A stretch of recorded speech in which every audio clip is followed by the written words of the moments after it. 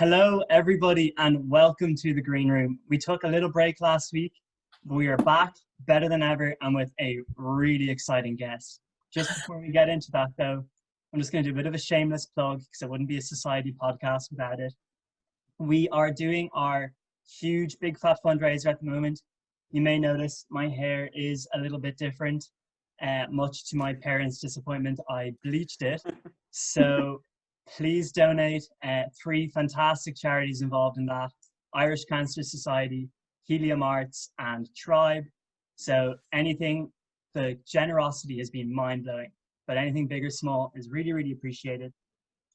With that now out of the way, without further ado, I am so excited to introduce, I would say, a legend of the stage. I really would. I don't know why you're laughing. Having performed in Charlie and the Chocolate Factory, Billy Elliot, Beggar Woman and Sweeney Todd, Cinderella, Tanya in Mamma Mia, and most recently, you can see Diane in Come From Away. It is Kate Graham. How are you, Kate? I'm really good, thank you.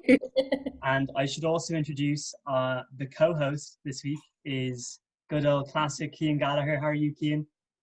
I'm doing good, Owen. I'm doing good. I feel very optimistic this week. That is the way to go. Going into exam season, optimism. And it's great to see theatre back open again. It's fantastic. We're back on the road again. It feels like we're into a whole new realm. It's please God, we'll be back soon. Light at the end of the tunnel now. There really is. We are starting to see a bit of hope over in the UK. And with that, not the best way to start a conversation ever, but I suppose we'll kick it off, elephant in the room. We'll talk about COVID and the pandemic. How have you found it as an artist, like a creator, being in this situation, being in lockdown? How has it affected your work? Have you viewed your job any differently because of it? I've gone through so many different phases, but yeah, occasionally I forget how emotional I am about it. And then when I saw the lights on all in a row on Shaftesbury Avenue last night, I was like, really, really emotional about all my friends that are in those shows, getting to be there and thinking about them backstage in the dressing rooms and hearing half-hour calls and just hearing orchestras and audiences. People were tweeting the noise of the audience coming in over the tannoy, and I was like, oh, I can't wait. I'm so excited. So yeah, it does feel a really different week this week. It feels much more optimistic. The vaccines are coming, the theatres are opening, but I think we just have to be a bit realistic about it as well. We're not going to just all suddenly open. It's not going to be like that.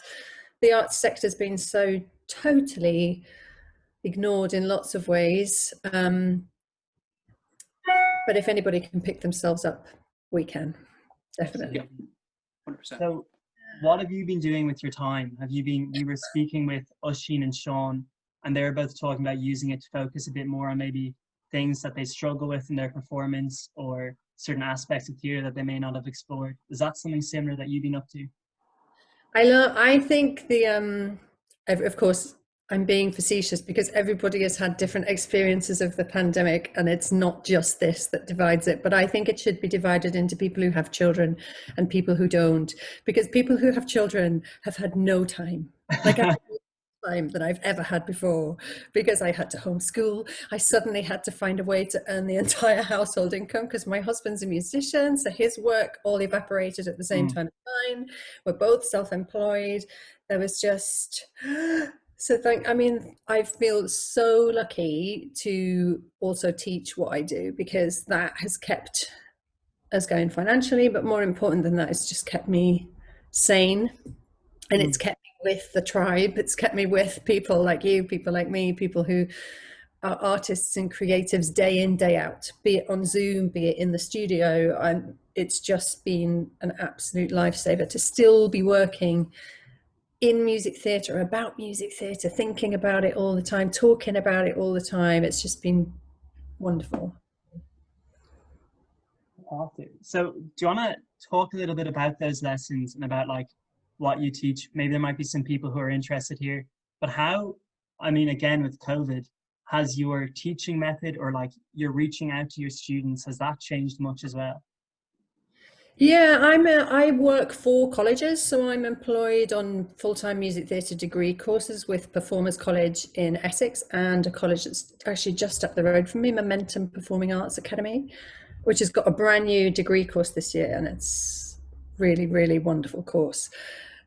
So of course we started on Zoom, and I teach singing for them. So teaching singing on Zoom was like, oh, your turn, Mike. Oh no, you're singing. Oh, stop. You're muted. You're muted. You know, it's driven me mad. But we found ways. Of course, we are so like, oh, let's find ways to make it more user friendly. And of course, you get your singer to work with a backing track. You send them warm-ups that they can then sing, and you can check. They send you self-tapes. There's all sorts of ways that you can make it work. It's still not the same as being in the room, but for some students, actually, they were able to blossom more because they were in a really safe environment. They were in their house, so they were willing to take more risks. And then, of course, the opposite for some others, those people listening, oh, I don't want them to hear me. And, you know, it brings with it another realm of issues, but we found ways around it, and it's been really exciting. And also the colleges found ways to film the students doing shows. One of the colleges sent them all green screens and got them to film themselves dancing Chicago, and then they edited it together like a proper movie. It was just extraordinary. So it's been really creative time, actually, I think. You'd be glad to see the back of the Zoom calls. I quite like it. I quite like not having to go out on the trains and stuff. I don't miss it, that's for sure. But yeah, no, it obviously is never the same as being in the room. I am back in the room at the college that's just up the road. Nice. Yeah, I have a studio outside, and it's like one of those permanent outside offices, and it's got doors at both ends. So we just open both doors. The student stands at one end, and I'm behind a perspex screen with my visor, and they've got their visor on, and we can stand more than 3 meters apart and sing at each other. It's just brilliant. I mean, we will look back on it and we'll just say, wow, you know, like it was an interesting period, to be fair. I mean, it's something we can look back on and say, you know, we got through that. We did it, you know, give or take. You go ahead there, Kim. I was just going to ask, just in relation to the colleges that you're involved with and you teach with, you know, would you have recommendations to students who are looking to study and develop their skills in whether it's from musical theatre to drama? Do you have any recommendations to even Irish students who we have listening who maybe want to go to the UK, want to go to London, want to explore different avenues? What your recommendation would be from what you've experienced, what you've done, and your wealth of talent? My assumed wealth of talent. Yeah. I think there are so many courses. But I think when the colleges all have a sort of identity and a vibe about them when you walk in, so just go and see them. I think you can go and see most of them now, or you can get a virtual tour. Find the one that you go, yeah, this is the one. Even it might not even be anything to do with any of the teaching or the sort of 90% dance or 10% drama, or just go to the one where you go, yeah. Because I just remember walking into I went to the Royal Academy of Music, and I remember walking in to the foyer and seeing the I don't know whether anybody's ever been, but it's got this amazing staircase as you walk in with these stained glass windows and these echoey halls. Sort of practice rooms all down all the corridors, and everybody's playing like marimbas and tubas, and and I was like, yep, this is it. This is where I want to be. I want to be with all of these musicians, because it was the most inspiring place. So I think you will find the place for you. But other than that, just be really open. You really try and not get yourself into a really good mindset for learning. A sort of, if I practice this, I'll be more successful at it. And it's not a criticism of me that I can't do it. I'm just going to really try my best and work at it and take all of the advice that's given to me and try it. And if it doesn't work, it doesn't work. That is an interesting point about being open, because I know we notice it over here. I mean, over here, we don't have near as much a wealth in practical or creative courses like you do over in the UK. But there is something that, like, somewhat of an elitism that comes with college education. And then people tend to neglect not necessarily the smaller colleges, but perhaps certain courses. And before even testing them out, they assume it's not going to suit them. Do you find that that's a theme that happens over there in the UK now? I actually don't know is the true answer to that. I don't know how people, I know that the big colleges obviously get more people wanting to go and audition to go there just because of their reputation and things. But the college up the road I work at is quite small, but with that becomes a really bespoke teaching strategy. So there might only be 20 people in your year. As a result, every single one of the tutors knows you individually, and it would be seen as a small college. But for me, when I went to the academy, there was 11 people in my year. So it's like, it was a really new course. And I felt like I really benefited from that. Because anytime we did a show, we always got really well showcased. Anytime a director came in, we got to know them really well. So that actually is something worth looking at as well.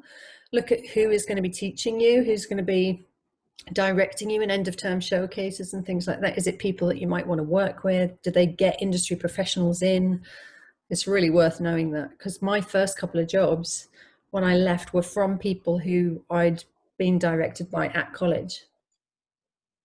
So you mentioned RAM there, and I'm so interested in the academy because you hear so much about it, but you never get much stories, anything like that. What sparked it in your head that that was where you wanted to go? That's what you wanted to study. At what point were you like, that is like my career is performing? I was all through my history degree, I just did loads of shows. I'd always sung, I'd always played instruments. So it was all about the music really before that. And then when I went to university, I did a lot of musicals. And there was sort of a connection between my singing teacher that I had in Durham and the academy. She'd sent somebody else there as a postgrad the year before. So she knew the process of getting in. She was like, oh, they've got this new music theatre course that you might like. And, you know, there was a very famous singing teacher called Janice Chapman, who I'm still obsessed with. She's amazing. And she worked there. And I thought, oh, it does sound like a really good option for me, because it's very much a music-based course, which is my primary interest. But it is a training in music theatre, which is what I want to do. So it just seemed like the obvious place. And I applied there. I applied for 2 jobs and I left. I applied for the academy, and I applied for fast track civil service to be an MI5. Where did that interest come from? Who doesn't want to be a spy? That is true. That is very true. There is. So you applied for them at the same time, and I was like, whichever one I get. What was the process like? What was applying for that? That is mad. I would never have guessed that. What was that process like? It was insane. I had to do like 3 auditions for the academy, and I also had to do 5 days worth of, I can't even remember what it's called. What's it called when they make you do sort of logic tests and everything? Oh, I couldn't tell you.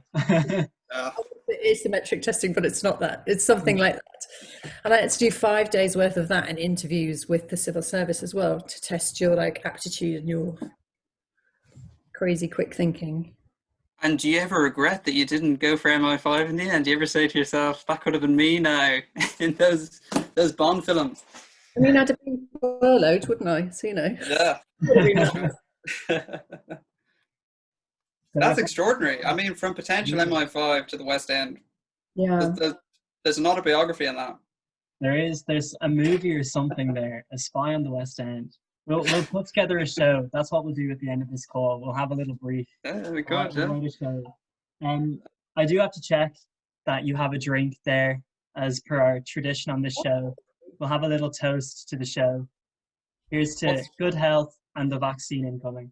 What's our word this week? I've drank too much already too. Do you want to set the word this week, Ian? I'm not sure. There's many we could choose. So each week we choose a buzzword during our conversation that if it gets mentioned again, you drink when it gets mentioned. As little, keep you on your toes, because we don't want to make this too easy.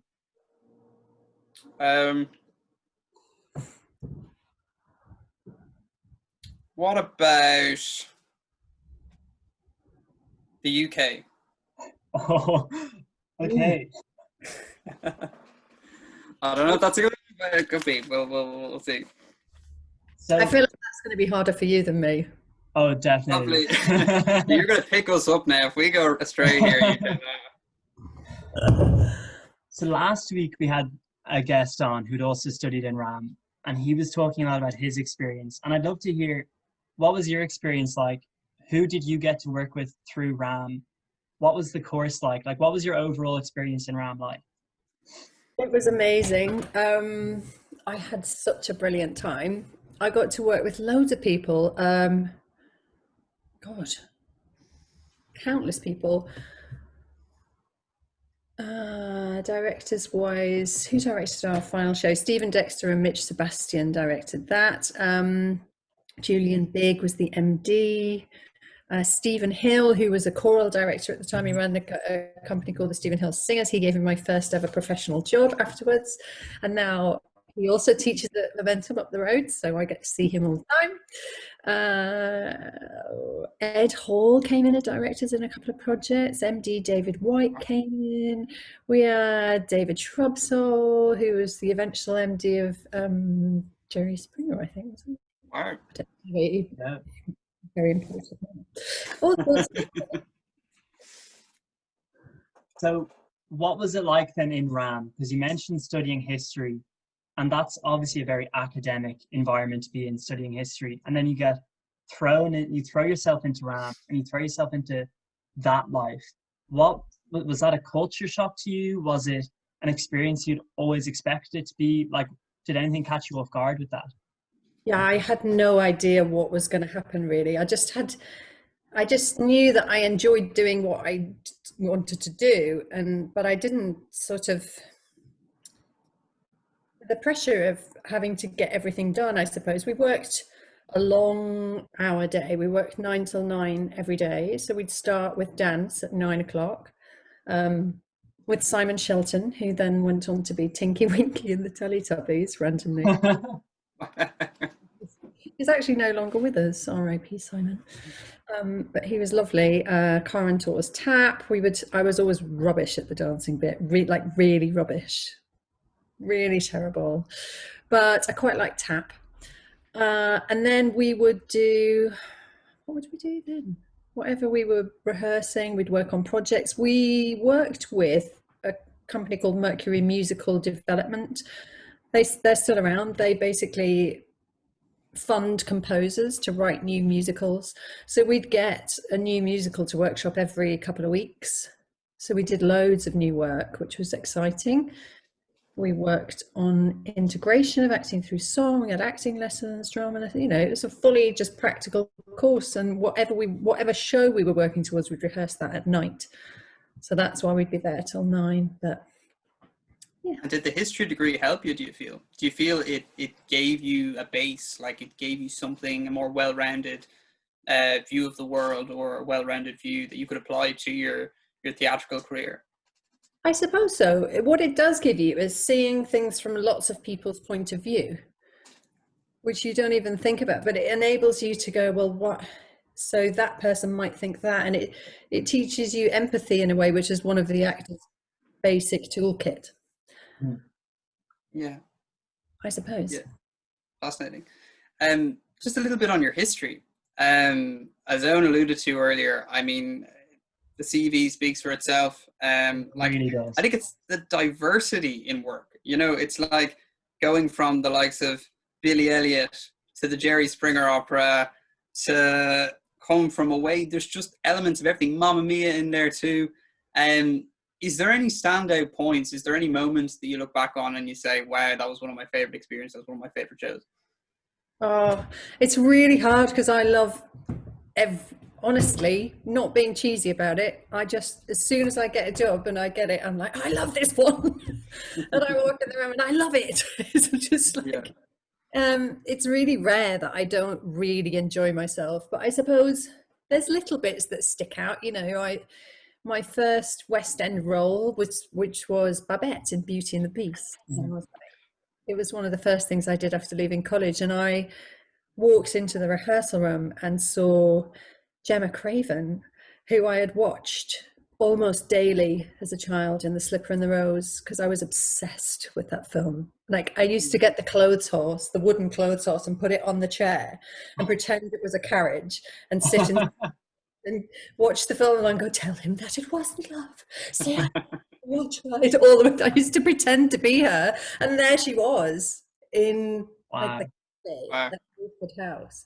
I was just like, oh my God. And I was like, I'm going to have to just go and tell her, or I'm just going to be weird for the whole process. So I just went over to her, and she was just so utterly delightful about it. And she actually became a really good friend. She was really lovely. Fantastic. Wow. By the way, can I just say, if anybody has any questions, please send them in. Any questions for our esteemed guest? So, leaving RAM and then going on to pursue a career as a performer, how did these West End roles come about? How did these opportunities, did they happen really, really fast? Or was it a few years waiting before you managed to get that role in Beauty and the Beast? It wasn't really long. I think it was maybe a year or 2 years, but I never, up until I had my baby, who is now 5, and I took a couple of years out to be with him at home. Up until then, I'd only not worked for, the longest period I'd not worked for was 13 weeks, and that was because I was waiting for a job. So I think in sort of 20 years, I'd sort of only not worked for 13 weeks, and it just seemed crazy that I'd been doing a show every night for that long. But in answer to your question, I got an agent through the agent showcase that we did at the end of the year. Like I said, Stephen Hill gave me my first job. It was playing Harver in Fiddler on the Roof for Radio 2. Wow. The orchestral concert with Anthony Newley played Tevye, who was just such You sang with Anthony Newley? Like, their first job was playing Anthony Newley's daughter on a concert. I'm obsessed with David Bowie, and I know David Bowie was like, that was his like idol, like, and wow, that's magical. It was great. So that happened, and then I got auditions through my agent, and you just, they send you the appointment and you go along and do your best and get the job. So I know Cian wants to pick your brains about Billy Elliot, but before we get on to the shows, we do have a question that I was asked to ask you. And, as a good podcast host, I do my research, and research nowadays is stalking our guests' social medias, because where better to get all the information? And the first thing I noticed, and the first thing a lot of our committee members notice, is you're followed by a very highbrow politician on Twitter of the name Barack Obama. And I'm just wondering, you are followed, do you not know this? You are followed by Barack Obama. Yeah. Because we were trying to figure out how is Barack Obama following, this like legend of the stage, but he doesn't go to the West End, obviously. So we were trying to figure this out, but clearly now you're as at much a loss as we are. I know it's actually Barack Obama. Is it not like a fake account? Promise. Cian, you can check there and make sure it's not a fake Barack Obama. Just to confirm, we'll just get the confirmation. I don't follow any fake Barack Obamas anyway. Is that a shock to the system, Kate? Yeah, because I'm obsessed with him. He is fantastic. And well, there you go. That would be what a great thing to learn. You're followed by former president of the United States. That's incredible. We were trying to figure this out. Some people say it's because you're amazing. That could be one reason. Maybe he just fell in love with randomly follows occasional people. Yeah. He just closes his eyes and picks. Like every 50 follows him, he just follows him. Where do you think that might have happened? Anything along the way? Come From Away is real Barack Obama thing to like, I think. Yeah. It's a very Barack Obama show. Yeah. Very Barack Obama. So we'll move on then to the West End shows, because we're slowly building our way to Come From Away. I can't wait to get there. But we'll start with Billy Elliot. Cian, you love Billy Elliot anyway. So Billy I'm curious, Elliot. but how did that, tell us a bit about the role, how that came about, and what was it like performing in a show like that? Like, that show is such high status in West End theatre. It's an incredible show. Yeah, my husband still calls it the piece of art in a slightly annoyed way because it took over my entire life for the whole 3 years that I was there. So, And I was just, because it was a really big thing for me, Billy Elliot, because I was actually born in the town that it's set in. Wow. okay. And I would have been about the same age as Debbie was at the same time. And my mum taught Keep Fit in the it was actually the cricket club down the road, not the miners' welfare, but it Okay. had the same parquet flooring and the piano in the corner, and she wore the same zippy top that Mrs. Wilkinson wears, that shiny blue track. Yeah. And I knew the people in it so well. Like, it was everybody from my childhood. It was the people I've grown up with. It was the same way people, Lee Hall just writes those characters so well. And it was just, I felt like it was two worlds colliding, like my love of my hometown that I really missed. I don't live in Easington, by the way. I was just born there because it's where my mum was from. Yeah. But I come from a small village called Seaton Carew, which is really near Hartlepool. And I miss it. I miss the people. My sister still lives there. My dad's still there. And actually, they're very like Newfoundlanders. It's a really brutal society. It was based on fishing. It was this sort, it's that kind of community feeling there. And everybody's a bit brusque and a bit, just doesn't take any prisoners. And I just really love it.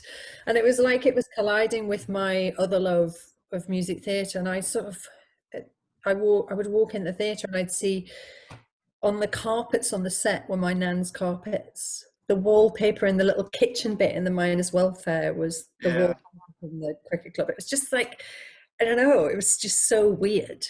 But also it's incredibly hard work. When I first went into Billy Elliot, I was the alternate Mrs. Wilkinson. So obviously you do one show a week as Mrs. Wilkinson, which is great. At the time you play a clipboard lady in the ballet and a couple of miners' wives here and there who I called Maxine and Prudence, but they don't actually have character names. But it's a pretty quiet show for the ensemble females. Almost all the ensemble females are there just to cover the main female parts. But also, as first cover Mrs. Wilkinson or alternate Mrs. Wilkinson, you get the great honour, but the very time-consuming honour of rehearsing in 3 groups of ballet girls and any amounts of billies that are on their way through all day, every day, before you go at night. So I left my house at 10 o'clock in the morning and I'd get in at 11 every night for 3 years. Wow. Really hard work. I just think it's such a piece that is so relevant to British life and British society. Like, I felt just going to see it. I remember seeing it the first time at the Victoria Palace. I think it was 2014 now.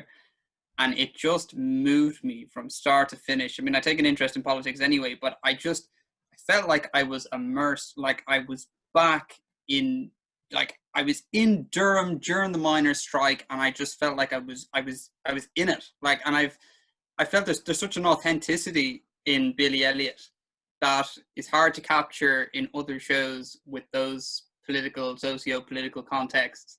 And it feels so true to itself.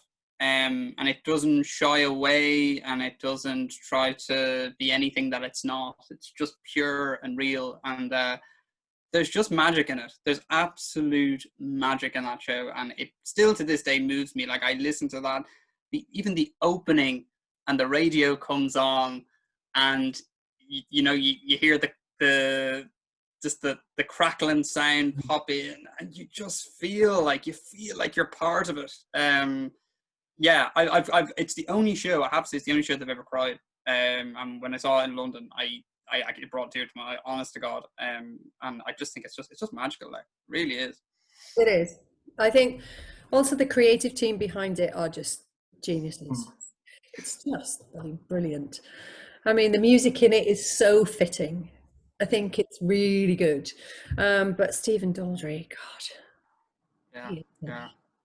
It is such an authentic show that, like it, as Cian said, it just takes you to that exact spot and that exact time.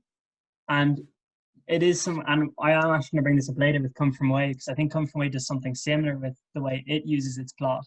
But compared to the other shows on your resume here, Billy Elliot, it just completely stands out. Billy Elliot and Come From Away both stand out, as opposed to, like, we'll go on now to Mamma Mia. Like, what a show!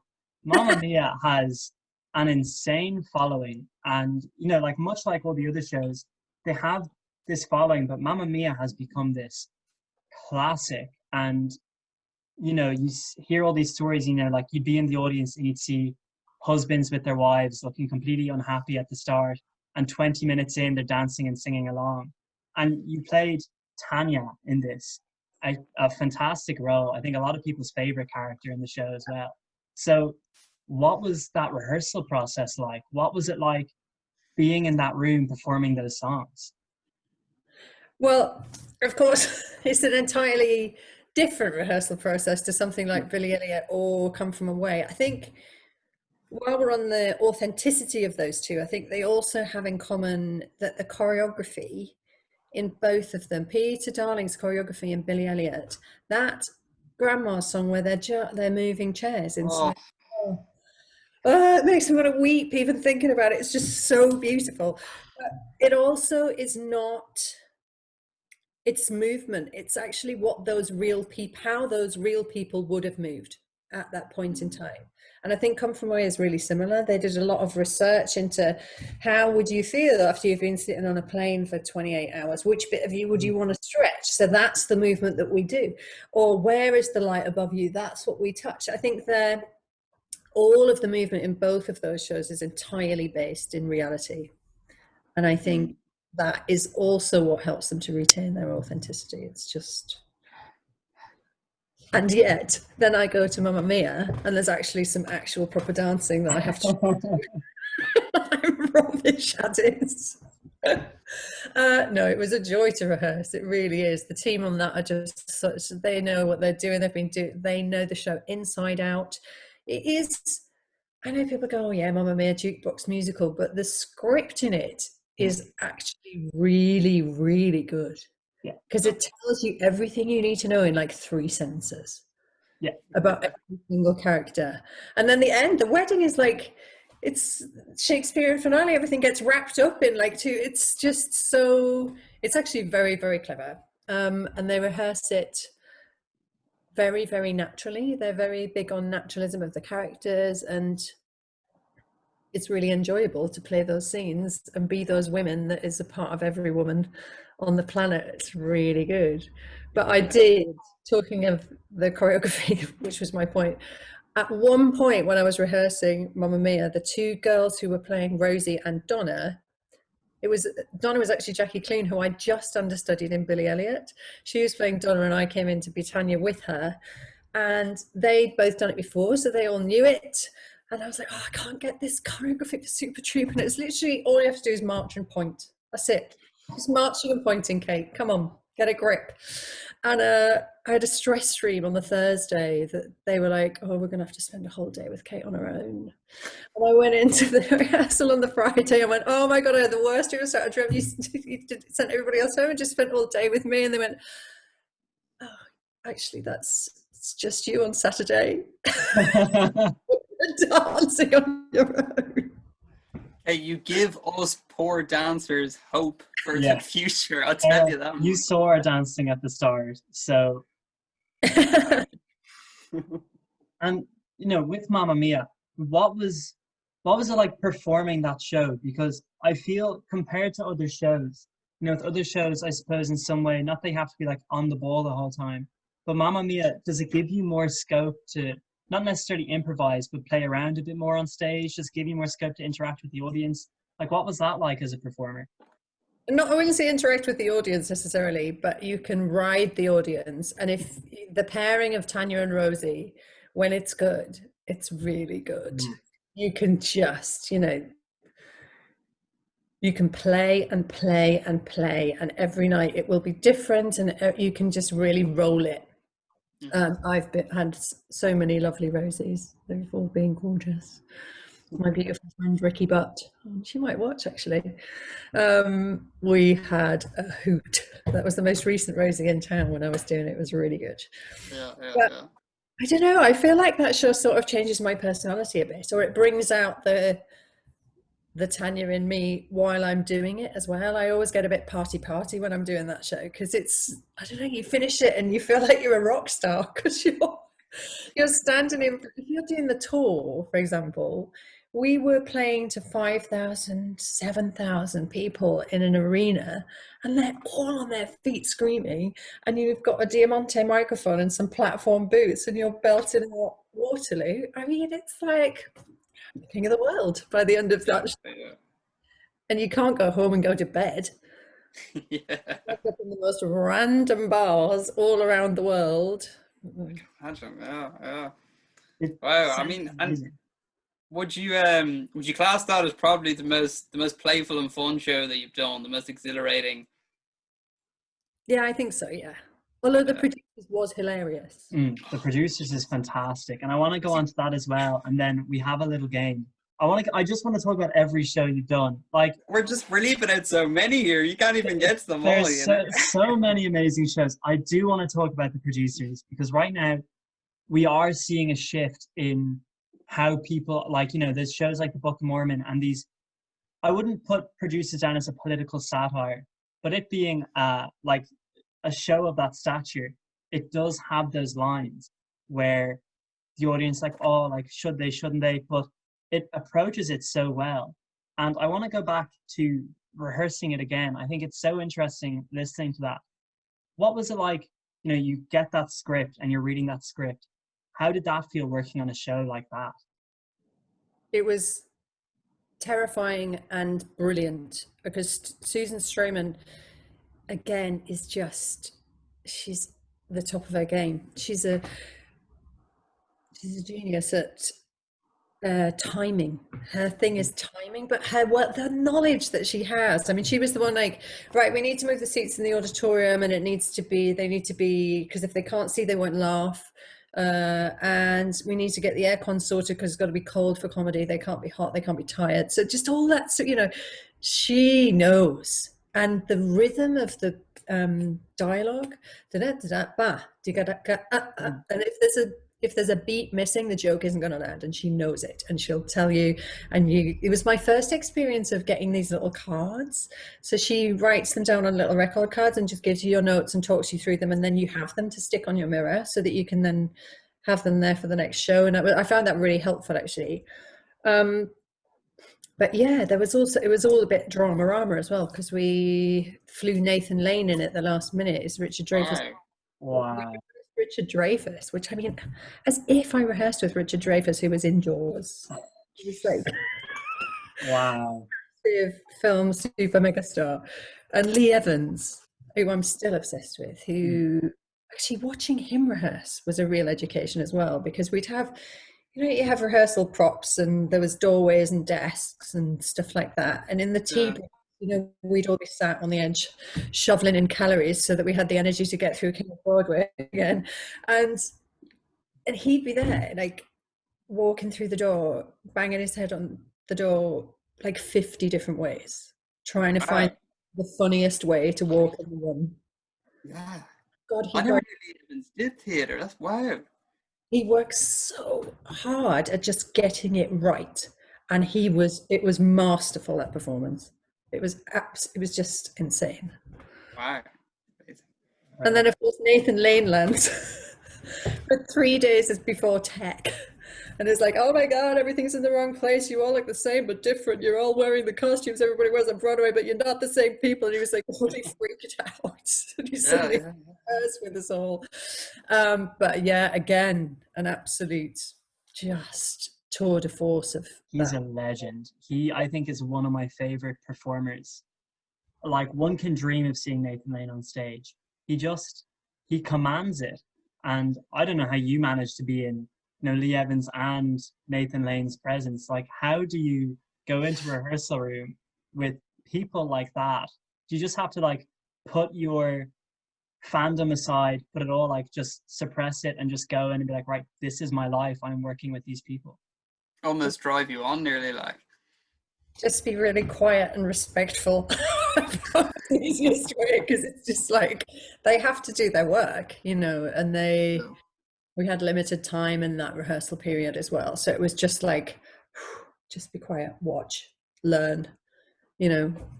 Yeah, It's yeah. the opportunity to watch them work, and the energy and the focus that and the concentration that they put in it. They make it look easy, but it's not. It's really, really hard work to get it that good. So Cian has a few trivia questions that I suppose we'll test your general knowledge. This is now a real test. So essentially the game it's a lot like Top Gear. For people who don't know, is we will give our guests a set of questions each week, and it's all general knowledge. There's a few musical theatre questions scattered around there as well. And we'll see how well you do. And at the end, we'll have a little leaderboard. And who knows, you might be on top. Right now, Ushi Nolan and Sean Gilligan are drawing at 6 each. So they had 12 questions, so they're at 50%. So, you know, not the hardest thing to beat, one could say. I'm really bad at remembering things. It'll be a lot of support coming in on the chat for you here. So the followers believe in you. I believe in you. Cian, take it away when you're ready.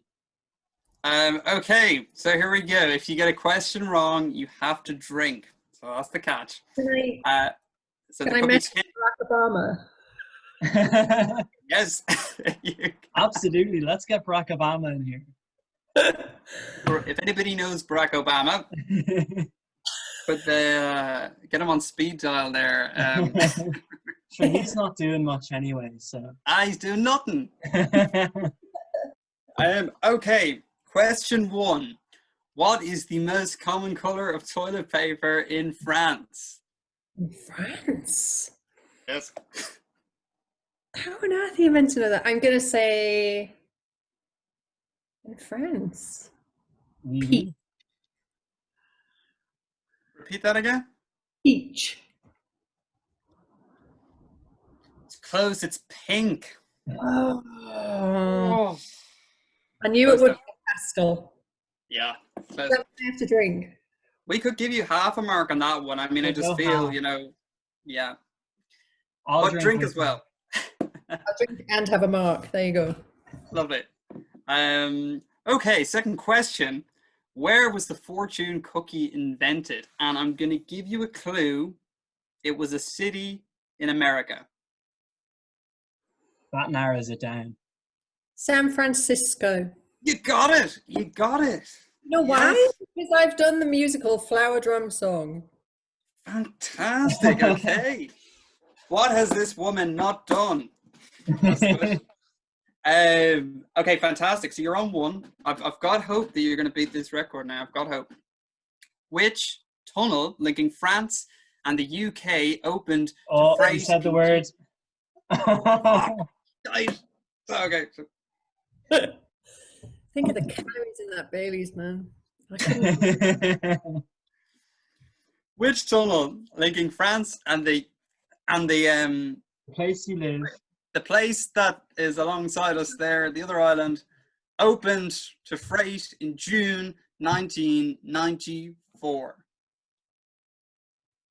Well, is this a true or false or just a statement of fact? Which tunnel? Oh, which tunnel? Yeah. Linking France and the UK for freight since 1994. Why has it got a different name from the Channel Tunnel? Or is it just called the Channel Tunnel? Channel Tunnel. Yeah. You got it. Oh, okay.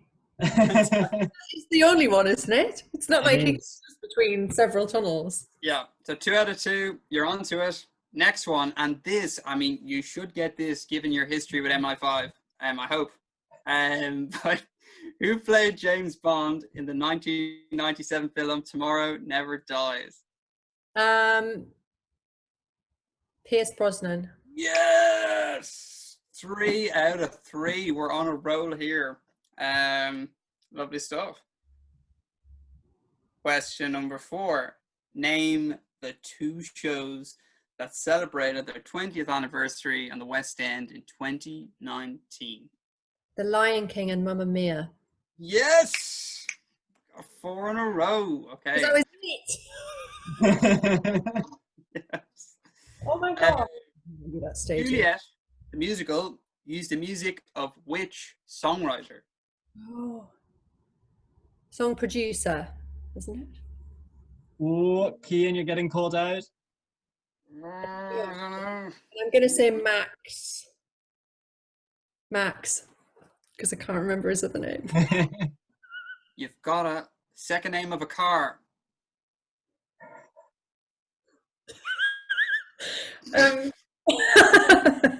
I can only think of hilarious. I've drank too much here, lads. I've drank too much. I need to pack it in. Okay, Max, and the second name is beginning with M.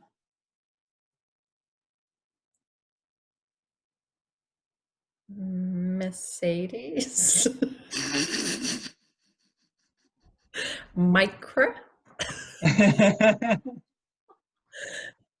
We'll give you another half We're point. going to give you that. We're giving you that. It's Max Martin.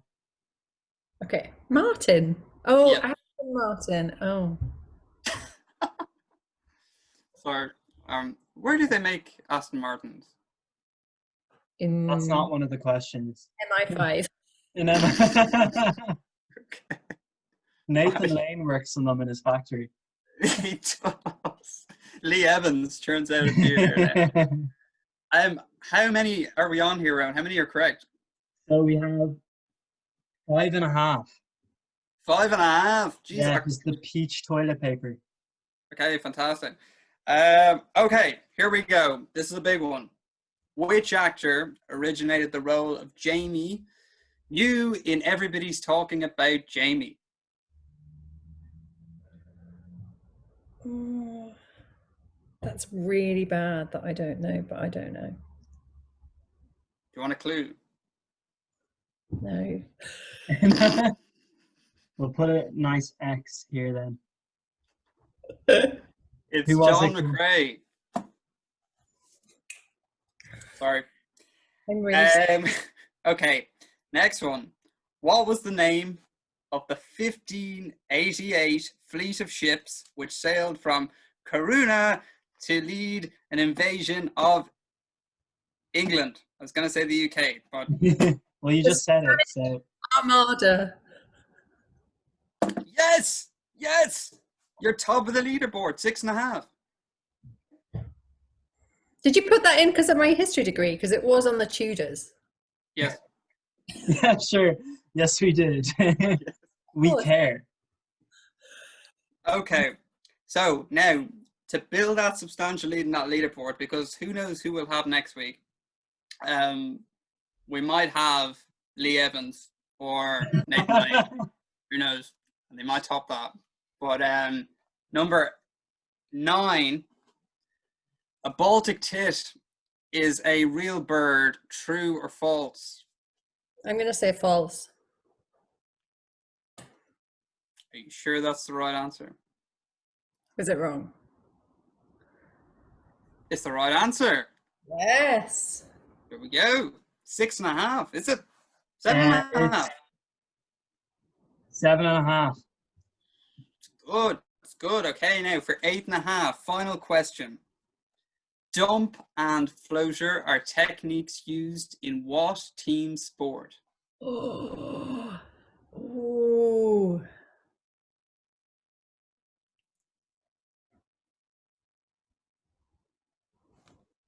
I don't know. Are you sure? Are you sure you don't know? I'm sure I don't know. Is it an Irish team sport? It's not. Okay. Will I give you a 50-50? Yeah. Is it A, netball, or B, volleyball? Volleyball. So Well, I that's your know final answer. netball. Yeah, it's not netball because I can play netball. Bad. Shite. It's volleyball. Shouldn't have given you that one. Fuck's sake. Should have done a bit of research on your. 8.5. That is a winning score right there. That is fantastic. Huge I was score. drink to that. I do have Cheers to my 8.5. friend Andrew Wadsworth on potential phone a friend in case I didn't get anything. So We could bring him in anyway. Get him in. I don't think he's gonna watch, but I don't know whether he is. That's fantastic. No, I people are going to struggle to beat that one now. Absolutely. Some of the questions we've asked in the past haven't been easy, and these were no exception. I didn't know any of them, so. I thought the fortune cookie was meant to be. I feel hung, drawn, and quoted for not knowing Jamie knew, though. I feel like a bad. So, Jamie, if you're watching, send your angry letters to Kate. Yes. I'm just so convinced. I just think you're just Jamie new.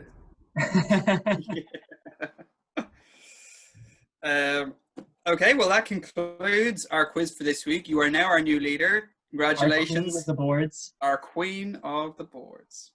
Beautiful. Okay. Thank you very much. Questions here. So Sorka has asked 3 questions. What's your dream role? Oh, people really often ask me this, and I don't have. It's a hard one. Or if I have, it hasn't been written yet. I don't know. Fair enough. I really like Mrs. Wilkinson, though. I'd like to have another go at that. A fantastic role, honestly. I'd kill to have seen you in that role. I can just see it. Like, it sounds fantastic. It really does. I'd be better now, though, because I've got a child and I'm older, and I know I just think I'd be better at it now, which is why I want to do it again. That is interesting, because you mentioned earlier how playing Tanya opened you up a bit more in roles and opened up something in your personality you mentioned. Do you find that the more performances you do, the more those characters inform how you approach a rehearsal process? Yeah, and also just life. The more life experiences that you have, the more you have to draw on, and the more, I don't know, the more different sides you can see to each character. And Mrs. Wilkinson is a parent, and she has stopped performing and she doesn't do that. And I now have experienced that myself when I stayed at home with my new baby, and I know, I don't know, I feel like I could just do a better job of it now. But I feel like Mrs. Wilson, she personifies the universal mother. It's just everybody can connect with that role on some form of level. It's just that is not at all maternal. Yeah, she's so well written, because there's something recognizable in her, but then there's something in there as well where you're like, oh, I don't know how to feel. It's such a strict, because as you said, and I want to pick on that, is when you took a break from performing to take care of your child, how did that feel? Because as you said, you had done years of just performing every night a week, and then that all stopped. What was that like? Was that a huge change in the way you were going about your day to day? Yeah, and I didn't enjoy it because I felt like it was forced on me. It wasn't what I thought was going to happen, but the realities of how much it costs to have somebody come in and look. I was still contracted to Charlie. I was due to go back. I fully intended to go back after 3 months being at home. I was going to go back in the evenings, just do the show, because I was like, sleep, it's just not at all what happens. And then I felt like, and I couldn't afford the childcare, or it was going to cost me money to go into town and go to work. And I thought, well, that's just insane, because also I won't be with my child, and I hadn't had any concept of how much my child was going to need me before I had one. So it all just kind of flipped suddenly, and what I thought was going to happen didn't happen, and I ended up making another choice because it was the best choice at the time, and I didn't enjoy it. I really wanted to go back to performing, but having said that, there's swings and roundabouts. I've really enjoyed spending all my time with him in this lockdown. Yeah. I've really enjoyed putting him to bed every night. So, Fantastic. So I suppose we'll move on to Come From Away. I mean, we're now on the topic of caring for people and on the topic of, giving up that time for other people. And I think Come From Away is the perfect segue from that conversation. I was saying to you before we started the live, I saw it 3 times and it came to the Abbey Theatre. And, Cian mentioned earlier how Billy Elliot was the only show he cried in. And I cried the whole time through Come From Away. I found it about maybe a year before I went to see it in the Abbey. And it is just an unbelievable show. It is by far my favorite show. It's so modest, I think, in how it presents itself. We were saying this earlier. It's a show that it doesn't rely on like the classic West End scene changes or massive costume changes, and yet it does so much as a show. So as I said earlier, I stalked your social media because I'm just a great journalist. And I had seen that you had made a post only like 2 or 3 months before the announcement of you being cast, that you'd gone to see the show. At what point had you found out that you were in the show? And was that a role that you had your eye on? Or was it a role that just like not fell into your lap, but an agent came to you with it? What was the process like for that? Again, I'd made another choice. I'd done 2 years back in work in Mamma Mia. My little boy was now 4, and then in the September he was due to go to school. So I thought, okay, this is going to be a big change for him again. I need to be there for him when he gets in from school, just to make sure he's okay, blah blah blah. So I'm not going to do a show for a little bit. I'm going to go back to teaching full time again for a little while, until I know that he's okay and he's settled into this school routine. So that was the decision. So I left Mamma Mia in the June. And I just went to see my really good friend Kirsty Malpass, who I did Charlie and the Chocolate Factory with. She was in Come From Away. She's standby Bev, and she was on for Bev. And I was like, oh, I can go to the theatre now because I'm not busy doing a show of my own. So I was going to see loads of stuff. And I was like, I really want to see you do Beverly Bass. I'm going to come and see you. So I just went to see her do it. Took my friend Nick Evans, who I worked on Billy Elliot with. He's a phenomenal director. And I just knew that he would like it and I would like it, and we absolutely loved it. And for the first time I went, oh, I've made a mistake. I can't stay at home for another whole year. I can't, not when there's work like that out there, when there is just the most extraordinary theatre. But I just carried on, and then a little while later, my agent rang and said, oh, I've got you a meeting for Come From Away. How do you feel about that? I was like, yes, thank you. Yes, what time is it? What is it? What do I do? And he went to send the material for Diane. So I just had to learn the material. And you get sent like an enormous pack of stuff to learn. And you have to get the accent right. You have to learn the music. You have to, it's a lot of work. And there was movement calls, obviously. Oh, which one? The movement call was actually hilarious because it was literally every actress over the age of 30 that I know, all in one room, all going, hi, how are you? Oh, I'm all right. Yeah, you're all right. We had just such a lovely day. It was really nice. And I had to wait ages before I found out that I'd got it. And I was just thrilled. I found out just before Christmas, I think, and we started rehearsing on the 6th of Jan or something like that. Yeah, it was quite quick. So just for people who don't know the show, Come From Away is the story of when 9/11 happened in the States. All these flights were diverted to Gander in Canada, a small island just off the northeast tip.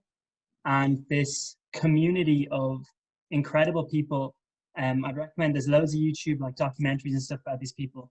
This community came together to help these people off these flights. It was 38 flights. I'm not sure how many people you'll probably know from being in the show, but it's about 7,000, and the population of Gander is only about 10. So it kind of doubled the population at the time. An amazing story, and it puts such a positive light on such a defining and like historic tragedy in, political history globally. It's a story that is always discussed so negatively, and Come From Away manages to put not like a humorous or positive light on the situation, but shows how in the darkest of times, much like right now with the pandemic, people have come together to help one another. And for those who haven't seen the show is a beautiful, beautiful show. And when the West End comes back, I cannot recommend it enough to anyone. But what was it like for you? Because it is so different to all of these shows in its performance, the choreography, and also, and I want to touch on it because it's mentioned a lot, the way the characters change. Because you don't only play Diane, you play quite a few roles, and you play some people who are living in Gander or some other passengers on the flights. What is it like rehearsing that? Because there isn't these huge costume changes. So what were those rehearsals like? The rehearsals were a joy, actually. It was a really lovely thing to rehearse. I think part of the magic of Come From Away is that it's a story about this phenomenal community of people who just get on with the practicality of going, right, we've got all these people, what do they need? How do we make them welcome? Everything with a smile. How do we take care of them both practically and emotionally? And they just got on with it and did it. And there's that documentary, I think, it might be, I can't remember who it is, I'm so sorry, but then one of them says they're writing a musical about a tray of sandwiches. They can't believe that people wrote a musical about it when they just saw it as something that they would normally do. But yeah, rehearsing it's directed in such a way that it's a true ensemble piece. You've got 12 actors on stage and everybody plays one main character, but lots of others as well.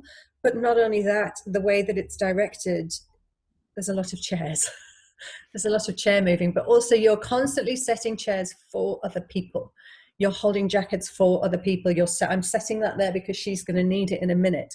So you're all the way through rehearsal, you're learning how to take care of the greater good, which is the storytelling of the piece, and you're looking after your fellow actors.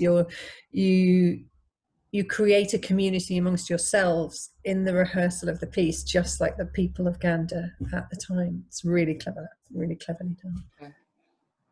That is so clever, and it's not something I picked up on. Is behind the scenes, the attitude is the same as what's going on stage. That's incredible, and I think there aren't many shows that manage to achieve that. So tell us a bit about Diane and Nick and Diane, who actually liked our post the other day, and I got extremely excited about that. Tell us about that character and what that story is.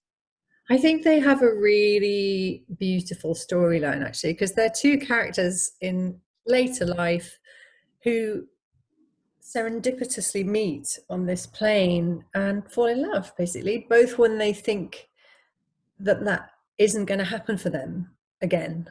And this, all in the midst of this horrific tragedy for lots of people, this beautiful thing blooms. And I think it's just such a gorgeous storyline, and they're still madly in love with each other now. They're just so cute. Yeah, it's just a really lovely storyline to play, actually. It's a bit confusing for me because I've never been a Jubilee type person, and it's a bit like being a romantic heroine, but now I'm like 46 and I've never had to do that before. So the sort of romantic element of it, but she's also really great fun, Diane. She's gregarious, she's funny, she's witty, so there's all sorts of lovely things that I can really identify with as well. It's lovely. I think in the show you have probably one of the most intricate numbers. Stop the World is a very mechanical number in how it moves. Can you give us a little bit of insight into that and what performing that is like? I was a little bit scared because for people who haven't seen the show, there is a revolve in the show, and in the middle of my number, we're meant to be walking along, going on a walk together around the Dover Fault, which is a beautiful geological, gorgeous view. So they're climbing up steps and hills and things like that, and we climb up on some chairs, and the revolve moves at the same time, and the chairs are magically replaced in front of us by, again, the rest of the company. So, if they don't put the chair down, I'm gone, because we don't look, we just keep walking. So it's a real sort of case of trust, and they take so much care over it. And if there's ever a problem, one of them will just touch my leg, or, it's But yeah, it's so well planned and so well thought out. It actually, you would think something like that would take a lot of rehearsal, but I think maybe we rehearsed it 3 times before we teched it. Just Wow. in the rehearsal studio we had, they made a revolve for us to rehearse with, and we had replica chairs, so everything was just exactly as it was going to be from minute one. So there was not really any kind of, oh, and then this will move and that will move and this will happen. It was all just happening. So it was really, really helpful and clear in that way. Do you mind me asking, Kate, how do you prepare for a role? Is there any kind of similarity kind of ideas or practices that you would use to facilitate yourself? Like, I know you were mentioning about studying history, and again, how would that application have worked with Come From Away, or would it have added to any of your tricks? I'm still a real researcher. I know that Alistair Harvey, who plays Nick, is always like, your process is so different to mine, because he's a brilliant actor, and he's really instinctive, and he just tries stuff. But I can't work like, I have to just go, right, I need to know everything about this woman and I have to write it down. I'm a real sort of writing learner. So and then I can work out, and I often think about what the audience need to know from that bit as well. What bit of the story am I telling? What do they actually need to know? And am I doing that? So I think of it from that point of view as well, rather than just who is she in that moment and how is she going to respond. And I think every actor has a different process in that way. But also I tend to, one thing that I always do is think about what they are feeling at that time, and inevitably it's not always going to be something that I've done or have experienced myself, but then I try and compare it to something where I might have had the same emotion, even if it was about something stupid, but just something that I can do emotional recall on as well. And with Diane, like it being a true story, and of course, Billy Elliot is also a true story, but Mrs. Wilkinson in a way is a combination of people.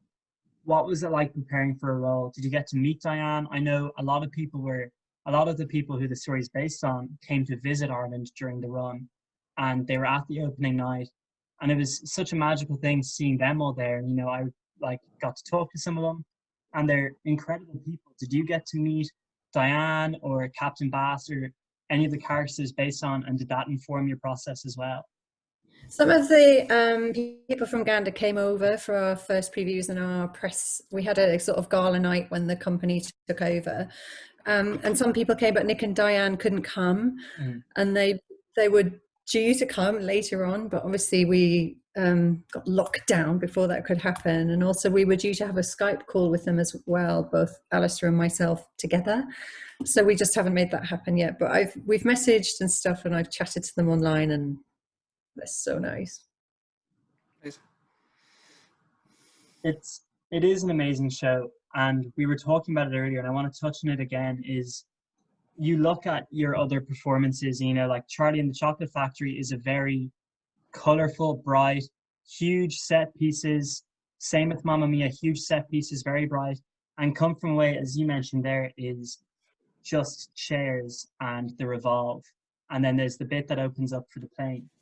What is it like being thrown into that show where it really does rely on how the characters come through in the performance as opposed to what's going on around them? Because you managed to get immersed in the world of Gander without having a huge set. So what was it like rehearsing for a role where a lot of the creation of the world around you came from these characters? We were really lucky to have, we've got a fantastic creative team in London who were all there working with the original creatives the first time they learnt this all together. But then, of course, we still got the original creatives over this time. So Christopher Ashley, the director, came over, Ian Eisendrath, the musical supervisor, but also, Tara, who is our resident, knows the show inside out, backwards. She knows everything. They are so careful with how they teaches it, and so helpful, actually, as you would expect in the world of Gander that we create. And there are no stupid questions. You go, I don't know why I'm doing this. What is that for? What's that there? and there's always a reason. It's so finely crafted. I mean, Christopher actually won a Tony Award for it, so you know he's an amazing director. And I remember him saying originally they just were like, how simply can we tell this story? How much can we strip it back? And in the process of that, they honored the storytelling more. The less they did, the more the focus was on the characters and the more the focus was on the story. And it's true, it's still true. And I think Joel Goldus, who teaches us our dialect, which is really tricky, some of it, he's so specific, and they're very careful not to let you go into sort of a really caricature version of an accent for one of your characters that might only have one line, because they've still got to be real people. Don't be tempted to do a funny voice just so we know who that is, or you know, you just change a hat, or I try and give the different characters I play a different part of the body to focus in, just so that it might change my stance physically, but what it really does is change my center and who I am. So Diane is the one that is most like me, because she's the one who I spend most time with, and she kind of leads heart center. She's very emotional at the beginning because she doesn't know what's happened to David, her son, and then she's free, and then she's going through this kind of rebirth and seeing the very heart center led for me. And then you've got Crystal, who's always a bit tired in the bar. Poor Crystal. I've never met Crystal, but my version of Crystal is that she has to stand all day. You know, she works in Tim Hortons, so always a bit tired. And Brenda, who works in the other bar, is just kind of no nonsense, really fun. Leads a bit lower. I'm not going to go into what she's for gravity. So now no pressure here, but do you want to give us a taste of what that accent is like, the accent in Gander? Because from watching the performance, it does have Irish roots in it.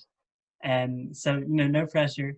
It is quite Irish, and it's quite it's a weird accent to listen to. But what was it like learning that dialect? Because they have a whole load of words as well, a lot like Australian, like a lot of slang. So you don't have to give us a taste, as I said, but was that a challenging accent to learn and a challenging dialect to adapt to? Well, my character only has like 3 lines in it, so I'm so lucky that I spend the majority of my time doing Diane Texan, which had its challenges as well, because she's not just Texan. She's sort of a slightly, because Janice is also not Janice when she's the air stewardess. She is also Texan, but she's a younger generation, and she's slightly more broad, slightly from a different class. So there's all sorts of slightly different vowels. Beverly Bass has slightly different vowels to Diane, and everything is so finely tuned that, you know, you get Joel will get a recording of the show one day, and then you'll get this wasn't, you need to sort out your pins and but he's being extraordinary. So yeah, I was quite lucky that I didn't have to do a lot in Gander. But I did, the most difficult bit for me was the first thing Crystal says is morning buys, which is morning boys. But I was like, well, why is the morning and the boys buys? It's the same vowels. And I kept going, morning buys or morning boys. I couldn't make, I kept getting them the wrong way around. I would do the morning boys or it was. Yeah. By the way, do you have any Irish roots? Is there any Irish links? So I always waiting for a yes there. Always waiting for a cheeky. My great grandmother came from Skibbereen or something. Love an Irish. Don't get me wrong. I suppose we'll wrap it up there. I think, unless Cian, I don't know, or Kate, if you've anything else to add on there. I think we've covered so much, and there is so much more in your resume that I want to cover, but time as well. Cian, if you have any more questions you want to ask now, or forever hold your peace. I just have one very last question. What was the most memorable experience that you had in working with a director? And by the way, even with Sam Mendes, that was Charlie and the Chocolate Factory, wasn't it? Like, how was that? I think that might be one of the most memorable moments, actually, because I covered Mrs. TV and the grandparents in that. So we had to, if you were covering somebody, you had to watch them tech all of their scenes, just in case something changed and you needed to make a note. So I was basically in the theatre from 10 till 10 for about 6 months, watching every single minute of the show happen. But we used to sit in the dress circle of Drury Lane, which is my favourite theatre. Sorry, Phoenix, you're lovely. Drury Lane is extraordinary. And just watch the process, and watching how Sam would not only allow he really is an actor's director. He allows an actor a lot of freedom, and he employs the actors that he thinks will be able to bring something for him to shape. Watching him allow people to find stuff themselves was beautiful, but watching how he focuses the audience's attention somewhere with lighting, or with making this still over here, and then our eye will naturally go to here, or it was just mind-blowing. And after a while of watching it, you would watch and you would go, if I'm an audience, I don't want that to happen now, that timing doesn't feel right, and then he'd stop and he'd go, that needs to change. And so it was just his eye and his ear is beyond comprehension to me. But it was, because I never forget watching Cabaret, his revival of Cabaret, and just even you're talking about those illusory moments, you know, that he uses with kind of lighting and sound and everything to just completely take you away from a simple moment and take you to a whole new realm entirely. It's just, yeah, one of my inspirations big time. I'm like, I was just so fascinated when he said you work with Sam Mendes. Like, this is insane. This is honestly insane. And I think I share his taste as well, which helps. That's good. Yeah. When I watch his films, I like what they look like and how but I think sometimes you just share somebody's opinion, don't you? Yeah. Big time. Wow. Yeah. So I suppose we'll wrap it up there for the lives. Thank you so much for joining us today. It's like going out to the pub. We really, I never thought, 3 weeks in that we go intercontinental now that you guys are no longer part of the EU. It is huge. We didn't expect to have so fast someone of your caliber in theatre. It's just incredible, and you've shared so many insights. This year we've been doing acting workshops and stuff, and I think so much what you've said will link on to what a lot of people were learning this year, and will link on to what a lot of people were interested in. Frankie says you're a legend. I 100% agree. I think you are an absolute legend of the theatre. So we'll end the lives there. Cian, have you got anything to say before we end the lives? I just want to thank you so much for joining us. You're a great inspiration to all actors and performers out there. And we'd love you to keep in touch. And, come away and we can have a proper drink. Exactly. If please God, we can get to come from away next year, and we'll have a bit of a session, and we'll get the Baileys into us, and we'll have a bit of crack. Thank you guys for watching. We will see you soon.